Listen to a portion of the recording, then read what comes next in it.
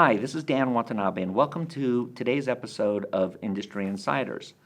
Today's guest is Lorenzo Pelosini, and he is someone who has just recently graduated from USC. The reason we are talking to him today is because he is going to explain to us some of the things that have happened to him as someone who's come to the U.S. from another country. We'll also take advantage of his knowledge of film and ask him for his opinion of not only American films but Italian films. And finally, we'll discuss the books he has written. Yes, he is someone who, even at his young age, has produced a lot of material. Lorenzo, tell us how you've enjoyed being in the La Dolce Vita of Los Angeles so far. That's a good way to put it. Well, I mean, it's been exactly the opposite of what my life in Europe used to be, with all its ups and downs and highs and lows.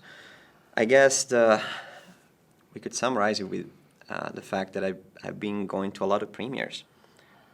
My favorite movies, actually. And from a European perspective, being on Hollywood Boulevard and high-fiving Robert Downey Jr. and taking a selfie with Scarlett Johansson, it's not just flattering and it's not just an honor, but it feels unreal. Because with the ocean in between... I've got to tell you, that's unreal for most people, even if we live in Los Angeles. I'm sure it is. I'm sure it is. But, even more because I believe personally that with the ocean in between, this whole dimension of heroes and divas is definitely surreal, and it feels more like Hogwarts. By the time you meet some of these people in person, flesh and bones, you're like, oh, you are a tangible creature. That's fascinating. Isn't it? It is, and most of them, I gotta say, are actually pretty nice. And I still have a hope that doesn't sound weird, but I have a very weird feeling when Scarlett Johansson literally touched my shoulders really softly, and I was like, oh, you're real. You're a person. You're not just an image on the screen. That blew my mind. It's like meeting Marilyn Monroe in person, and that's the main thing that I guess I'm feeling. Is a very weird sense of a dreamlike feeling, I would say.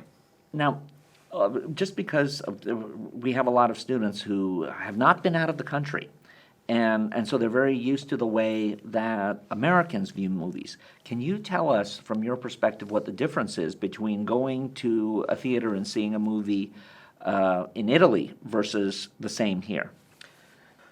I guess the main difference between watching a movie anywhere abroad or watching in the U.S. is, personally, a very profound sense of detachment, which is not a bad or a good thing per se. It means that when I watched Lord of the Rings, The Return of the King, and back in those days in 2003, 2004, it was the biggest thing anyone could ever imagine. And of course, for pop culture and for young people, it was the highest possible level. It was the new Star Wars. And I guess you can compare it to Avengers Infinity War today. And I remembered that in this small provincial town theater, there was a lot of energy, and it was huge. There was a lot of people, an entire crowd waiting to get in, and yes, the energy and the excitement was palpable in the theater. Nonetheless, you would still know that those images came from a very far-off place. They were coming from, from Oz. They were coming from Wonderland. They were coming from a galaxy far, far away, and that's how it feels all the time. You know that there is something, somewhere, a world that is completely detached from yours that sends you down these images. You feel like you're in the middle of the province. And that, in a way, enhances the fascination that you may feel, because these things traveled a long way to get to you. On the other hand, there is if you love movies to the point I do, there is a constant desire to bridge that gap. You want to go to the other side. You want to see how it is for real. That's what I was talking about before. When you get to see Avengers Infinity War at the premiere, not even the opening night, but at the premiere with all the actors in the same room with you, all of a sudden that gap is gone. And it feels like you're walking with your gods, which in a way makes you feel like you're closer to them, and it enhances the excitement. On the other side, you realize that these people are just people. I had another question for you about the movie-going experience in Italy. I lived in Japan for a while, and in theaters, movies were always subtitled. But I believe in Italy, almost everything is dubbed. Yes. In cinema studies in the U.S., there's a huge bias against dubbing. I personally don't have a problem with it, again, having lived in Japan. What's your feeling about seeing something dubbed versus seeing something subtitled? It's a very good point. I guess the way I feel about the whole problem about dubbing or not dubbing, there's a huge debate between shall we dub a movie or shall we just subtitle it? From my Italian perspective, I'm definitely biased because we have, and I'm not just saying this because I'm from there, we have some bad acting techniques going on recently. We don't take acting as seriously as we used to. For some reason, that's the opposite in the dubbing industry, which is a very closed industry, by the way. It's very family-based, but nonetheless, we have the best dubbers in Europe. I think we have the best dubbers, voice actors in the world for some reason. And these people they're doing a fantastic job. Now, there are some movies, maybe not the majority, that have been enhanced, that have been, made better by a good dubbing. The funniest example is The Matrix, the first one, 1999. You see Keanu Reeves, and he has a good physical presence, and despite what people could say, he knows how to be expressive, at least in that one movie. But his voice sounds like the one of a dumb surfer sometimes, and I didn't know that because he's dubbed by Luca Ward, which is one of the most charming voice actors in the theater industry and in the voice industry. And when he sees Morpheus jumping for the first time from a building to the other, he just goes, "Fantastico." And it's really charming, and it's warm, and it's fascinating. And then you see the original version, and Keanu Reeves just goes, "Whoa." Now that's that's what can happen. In general, I think that despite the fact that we have good people and good voices, I'm not against it. I'm not for it. I think there's some specific contexts in which you should just dub it. The main problem we have is that we've been spoiled by the fact that everything is just simply dubbed. And the Italian audience does not accept subtitles. One other example would be Her, the movie Her, with Joaquin Phoenix. Well, that's a movie that I think I can only watch in its original language because Scarlett Johansson's voice is the entire guideline, the fil rouge of the entire movie. You take that away, there is no way to bridge that gap of intensity. I think that the final, the ideal solution would be a mixture of the two and a case-by-case solution, which unfortunately we're not ready to accept. I understand that. It's interesting, again, because as Americans, we don't even watch British movies, really, or Australian movies. Right. So we're fortunate enough to live in a culture where everything is domestic. And when you go overseas, you can't have that same luxury. So it's something that I know that we don't necessarily discuss in school settings, and that's why I wanted to ask you. The other thing was, how about the reverse? How about when you see a movie that's an Italian film, and then you see it dubbed in the U.S.? For example, something like Suspiria or something like that.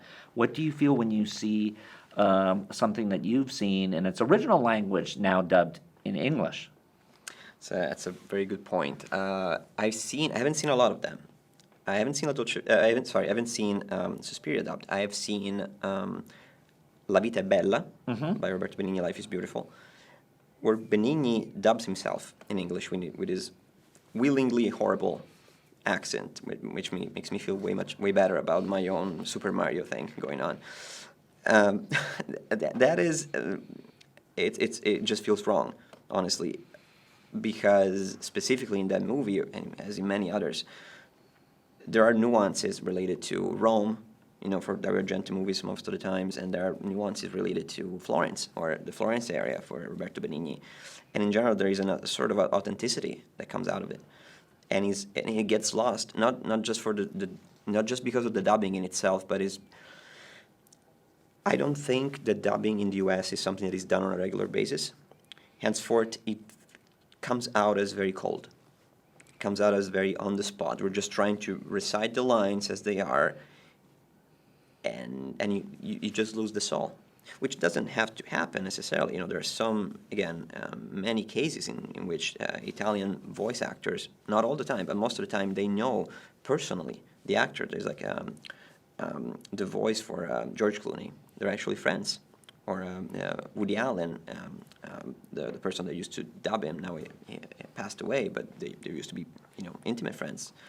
In that case, when there is a response, there is an emotional response. When the lack of emotional response, I think, is what bothers me in that specific case. Tell me about Paolo Sorrentino's movie, Loro. Loro. Oh, yeah. That's one of my... I'm really excited to see that. I haven't seen it yet because I don't think it came out in the U.S. yet. It just came out in Italy, the first part. You're going to have Loro 1 and Loro 2, which I think is going to come out in a few months because they shot it back-to-back as a long movie. And I like Paolo Sorrentino a lot. I had the chance to meet him. We talked for a little bit, and he's one of the first people that made me think, oh, we're back in the game. We're back in the industry. We mean something right now as for Italian industry, and we were going to dark places a few years ago, and he was the first one saying, I got something to say, and a specific style to say it. And of course, people can say that he is a little bit of a Fellini person. He's trying to do with Fellini what J.J. Abrams is trying to do with Spielberg, kind of following the same path and imitating him to one extent. Nonetheless, Loro is interesting because if you've seen Il Divo, with the portrayal of Giulio Andreotti, is a very important figure in Italian politics, we finally get to have our say on Berlusconi, which is the main creature that shaped the Italian culture for bad or worse in the last 30 years, and no one has ever had the guts to take on him because he was actually the king of the hill up until a couple of years ago. Sorrentino is, I'm sure 100% is the best person that can deal with it. And he has Tony Servillo, that was Giulio Andreotti in Il Divo, and he's probably the only person that could portray Silvio Berlusconi the same way. I don't think they're very similar physically, but I've seen him transform to an impossible degree. I'm pretty sure we're going to have a movie that... I don't think it's going to be a movie about Berlusconi. I think it's going to be a movie about us and how we became because of him. So I'm really excited. I want to see how can I see myself. I am part of the first generation that was shaped by Berlusconi network TV and change of culture. So I would like to see if I can see something about myself that I haven't seen yet. That'll be interesting. That'll be interesting. And it would be very nice for Italian cinema to have a revival. For example, in our history of cinema classes, when we get into the post-World War II period, it's all about Italian cinema, taking things from Open City through La Dolce Vita and Eight and a Half. And for you as an Italian, do you have any insights on those movies that we as instructors might be able to pass along that isn't in the textbooks? I guess the best insight is really not related to academia. Of course, we stress that part a lot because we're proud, and I would say rightfully so, about neorealism and the surrealism with Fellini that came out of it, and Antonioni, and all that stream of great art that we've made starting from the 40s, I would say, up until the 70s, in my opinion, and early 80s, actually when Berlusconi came up. But anyway, I think the most interesting insight about that would be the quote-unquote personal experience, meaning that even if I'm from 1990, so I'm reasonably young and I haven't seen World War II at all, my grandparents had. I heard all the stories, and I've seen the ruined landscape, because it was, in some places, it's still there. And in a way, even if it isn't, we know what happened, we feel what happened. There is some trace that is left after a great tragedy, and resonates in a town square. It resonates around you. You feel it in the culture. You feel a sort of defeat that is stuck on you. So the Italian culture, I think, was the one that I was born in, was informed by what happened in the 40s, the same way the cinema was. So most of the things that I can tell you about neorealism are the ones that you can find in the book, yes. What I can tell you is how natural it was and how not surprising it was. Meaning that as I was studying it, to me, it took me a while to understand why it was extraordinary. Because for me, it's a normal thing. There is a word we say in Italy as an expression. We call it l'arte di arrangiarsi, which means the art of, I guess the closest translation could be the art of getting by, or the art of getting out of a bad situation on your own. Now that is embedded in the culture. It means that no matter what happens to an Italian, you're going to find a way to get to the back door. You're going to find a way to do the unofficial way. You're going to find a way to make $5 out of 2. Or you're going to have $2 still, but you're going to eat a sandwich that is $10. You're going to find a way.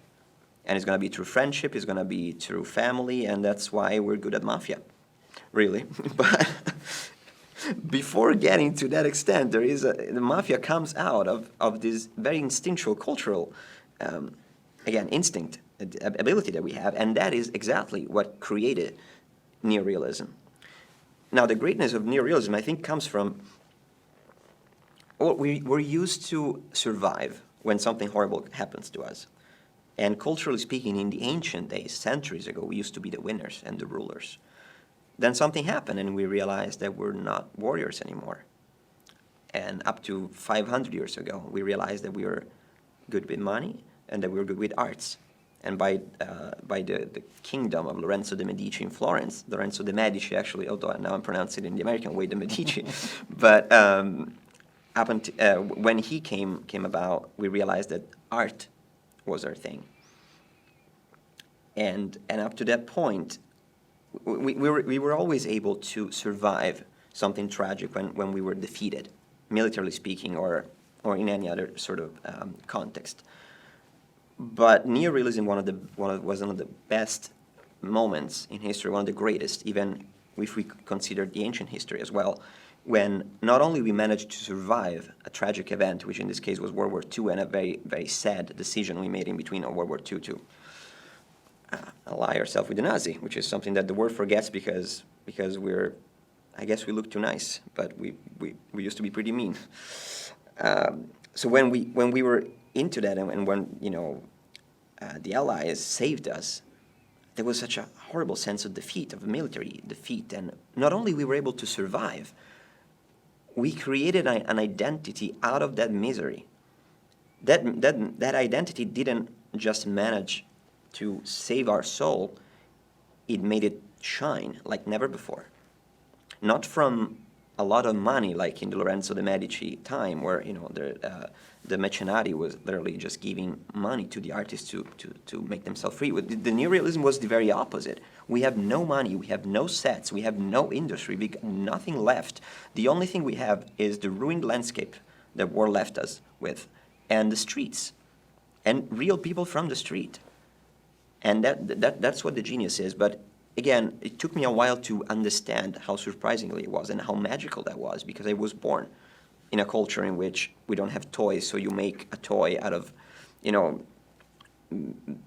piece of papers just to have a toy to play with. Unfortunately, luckily, it was not my case, but I know what that is about. And I think we forgot how great of a transformation that was. If we still knew about that, if we still knew how to have that resurrection from ashes, we would know how to save the cinema today, our cinema at least. You've talked to us a little bit about Italian cinema, and I had a reason for asking that, and that was because you're from the culture, how did that impact the book you wrote? And can you tell us a little bit about the Golden Thread, Runner of the Golden Thread, River Runner of the Golden Thread? I gotta say, the cultural input that you can find in there, and it's pretty huge, I believe, it wasn't conscious at all.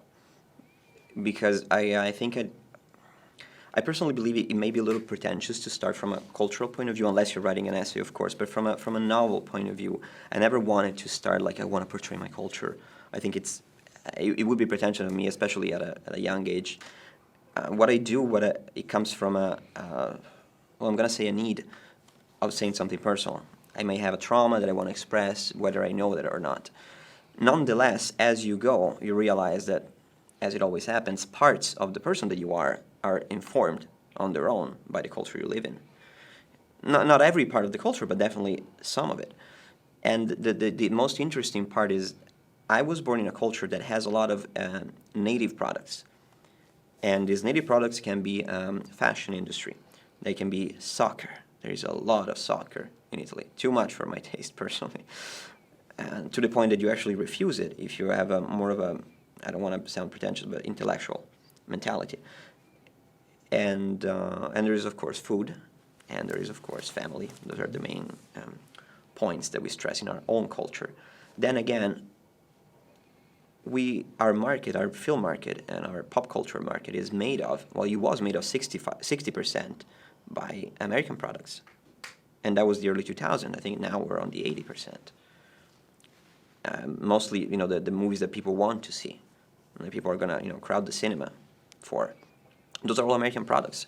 The result of this is that you feed on American culture on a daily basis, and you feel like you're part of it. Then again, even when you're young, that you aren't. Or you aren't yet. Or you could be eligible to be part of it, but you're not. What happens is that you feel you belong to the provincial town ×2 or ×3. I'm from a very small town, there's a couple of hours away from Florence, an hour away from Pisa, and you already know that despite it's a pleasant way of living, it's not the center of anything. If you want to do something, you gotta leave that little womb behind. Now, growing up with the American culture surrounding you, it creates another layer of desire, another layer you want to break to achieve something that you really want. And the problem with that is, as I was telling you before, that the Atlantic Ocean in between, that's the main problem, culturally speaking, and psychologically speaking, and subconsciously and mythologically speaking, in a way, it creates an impossible barrier to overcome. And that, I believe, is the biggest cultural thing that River Runner reflects. There is a myth in the Greek culture where Hercules, I think after he became a god, after his death, Zeus tells him, put 2 columns at the end of the Gibraltar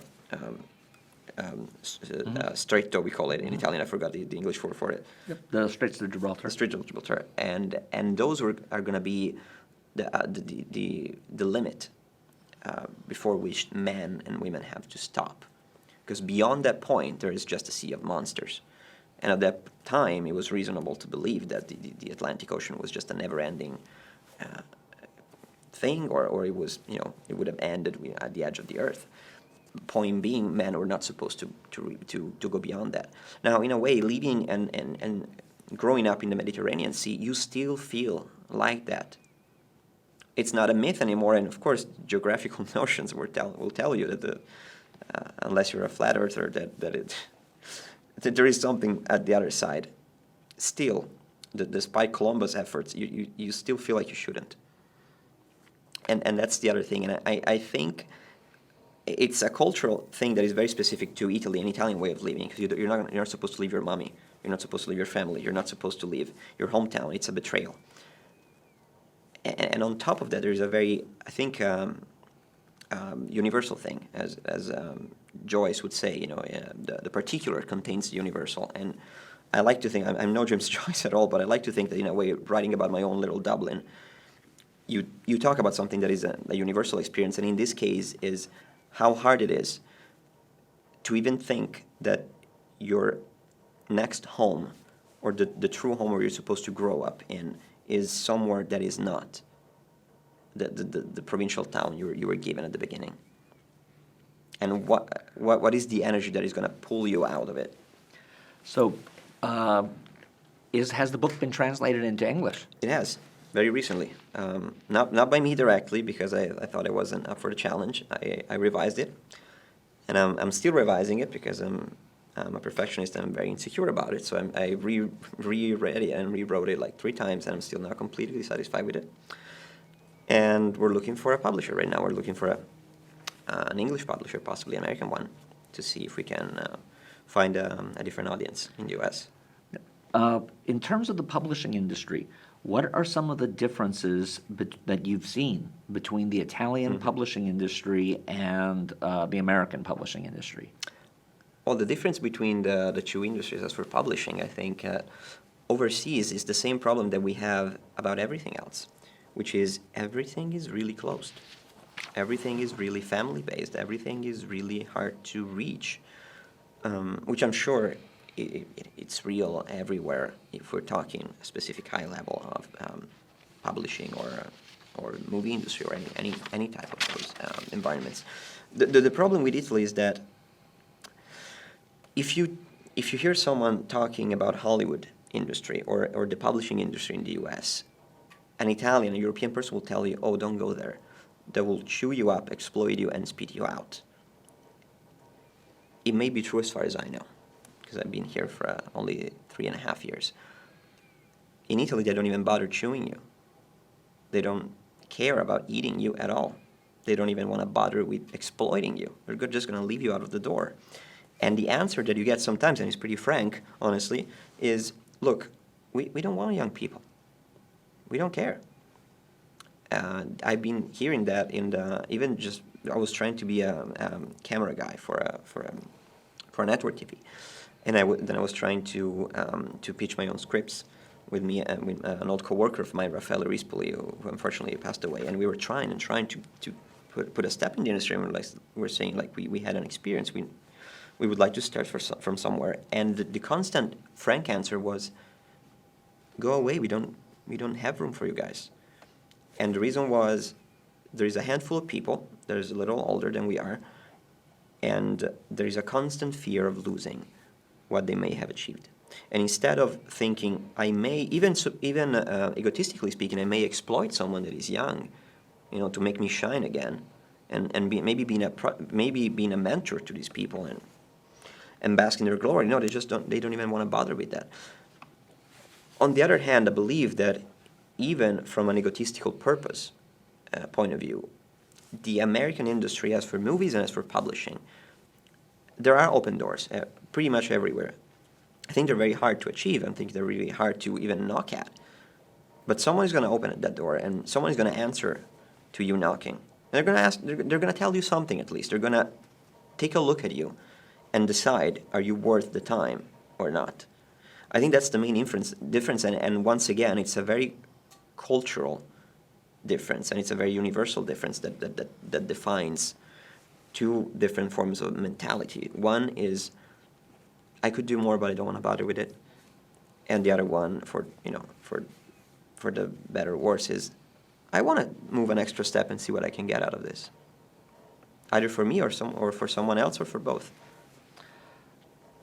For someone who's looking to explore Italian culture right now, whether it be a movie, whether it be a singer, or whether it be a TV show that might be available in the U.S., what are some of the things that you would recommend someone explore? Generally, we're talking about not just movies, but pretty much everything. Pretty much anything. There are many things, not just, well, I'm pretty sure that everyone that has done a movie class knows about the neorealism masterpieces. I'm pretty sure that Bicycle Thieves, I noticed, that is very popular in the U.S., especially, at least in the film academia, which I'm really happy. My first movie that I seen at USC was Bicycle Thieves. I felt like home. I was expecting to look at E.T., which in a way is kind of connected, but no, it was Bicycle Thieves. I was really happy about it. I guess there's small things that you end up missing. And there are, I call them, well, not hidden masterpieces, but almost lost in translation masterpieces. In Italian culture, again, behind and above the academic industry, the academic environment, you end up being very familiar with them because your dad is going to show you those movies. Your dad is going to show you those pieces of culture. And we're talking about a very recent pop culture. One thing that I'm thinking about is Mario Monicelli, which I'm sure you know, is Amici miei, my friends, it's called. And it's a beautiful, beautiful movie about Peter Pan syndrome, which is both a very culturally specific movie about Florence and how people can grow up and old in the Tuscan culture, which is where I'm from, and be very ironic and trying not to lose the will of living, the joy of living, even when even when you grow old, the refusal of becoming, gray and boring, and that bittersweet feeling of growing old up and old with friends. That, unfortunately, I think is one of the best Italian movies ever made by one of our greatest directors, who unfortunately passed away a few years ago, and he was 95, Mario Monicelli. And that is, for some reason, is not one of those movies that you end up watching, and I think it should resonate as much as La Dolce Vita should, and is. And does. And another thing that I'm thinking about, which is still in the movies, and it's way more recent, Amici miei is from the late 70s, and is They Call Me Jig. In Italian is Lo chiamavano Gigurbo. Now, that's a very recent movie, 2 years ago, and I was lucky enough to meet the director, actually here in LA. That is the first Italian legit superhero movie, if we exclude Mario Bava's Diabolic, actually, and The Invisible Boy by Gabriele Salvatore, which I don't quite count as a good one. They Call Me Jig is great because it's a very smart move about how do we give our 2 cents about superheroes from Italy, which is something that no one believed in. And I think is borderline potentially a masterpiece because he understands what Bicycle Thieves and Roma Città Aperta Open City did, which is starting from the roots and starting from the fact that we're not in Hollywood, we're not in New York, we're in Rome. That's what we got. And that movie is about heroes wannabes, villain wannabes. No one is trying to create a new Joker, no one is trying to create a new Superman. They're just asking the question, what if Superman was born in the Roman suburbs? And I think there are some. I think those little pieces of culture, they don't end up getting overseas because people believe they would get lost in translation because they're too culturally specific. I honestly believe it's the very opposite. The point is that we don't have a starting point to launch them abroad. And most of them are recent because if we're talking about the rest of the art, if we're talking about the classic art, we have everything on display internationally, almost everything, because back in those days we used to count something. We used to be the Italians. We used to be the king of culture and the king of arts for sure. And I think we lost it in the 80s a little bit. That's why I think that it's the most recent good movies that happen to exist in the middle of the, no offense, garbage we make sometimes. Those are the things that get lost. Okay. What are you going to be doing next? What are your plans for the future? That's a good question. Well, I mean, other than renewing a visa, which is a very important thing if you want to stay in this country, other than that, my main goal is always writing.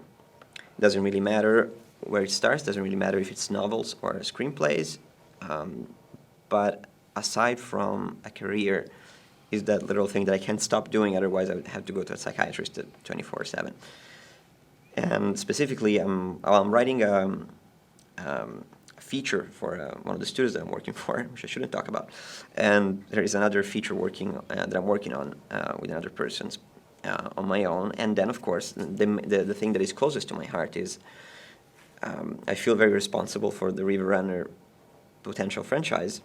And I always say, like, it feels like I feel very lucky that I had a story that I happen to have a story in my hands that is a good one. I don't think I have any. I should get any credit for the story. I actually feel very very guilty for not being able to put more experience onto that, and I would like to nurture that with some more of it. So I would like to give it a sequel to have this boy grow up the right way. Although I feel like I'm a single parent with not enough money to do it. That's the main responsibility that I feel, and that's the main goal that I would like to nurture. Like if you ask me, where am I going to see myself in 5 years? Wherever that little thing that I happen to have in my arms can have a brighter future than what I had when I was younger. Nice. For people who are looking at the world of entertainment as a potential future, do you have any advice for them? Well, I mean, are we talking people from Italy or Europe, or people from the U.S., or both? Both. Both. If it's different. Right. And if Well, it's different. I mean, no. I mean, I don't want to repeat myself, but the general thing that I would say that worked on me specifically is, I'm trying to phrase it in a way that is not cheesy. Never assume that that little thing you see at the horizon, that little Hogwarts you picture, is unreal, because it may be unreal until you pursue it, and as you walk, it may become real. Actually, the reason why my life had a major change recently in the last 5 years was because I started treating USC as if it was a real thing, and not as just a place where George Lucas studied. That doesn't help, because George Lucas is just as unreal as USC is from my perspective, from European perspective. It's just the god that created Star Wars. You know, it doesn't help to think that Spielberg and Zemeckis studied there, and Spielberg is part of the committee. It really doesn't. So you have to find a link, find a connection, and start believing that the little thing that from your own perspective is just absurd and unreal and unachievable may be there. And it does make all the difference. It's basically like being in high school and actually having the guts to talk to the prom queen and say, you wanna go to the prom with me? And maybe you have no chance, but honestly, as far as we know, it may be just in our head, and that's just the first step. Of course, I think that after that it comes owning that little luck you may have and the little, fortune you may have into. I mean, when you get a yes out of these things, for me, USC was pretty much the prom queen saying like, okay, yeah, we want you here. Well, at that point, you kind of have to live up to the expectation and try to be the best version of yourself, let's say. But I think that the first step, as for something that is as tough as the movie industry or the Hollywood industry today, is treating it and the people in it as if they're just people, and the place as if it's a real place and not a mythological one. At the same time, feeling the excitement and and feeding on the excitement of the fact that a year ago you felt that was a mythological place. Well, Lorenzo, thank you very much for being part of this today. Thank you. And we might have you back because I have a lot more to ask you. I would love to. Thank you very much.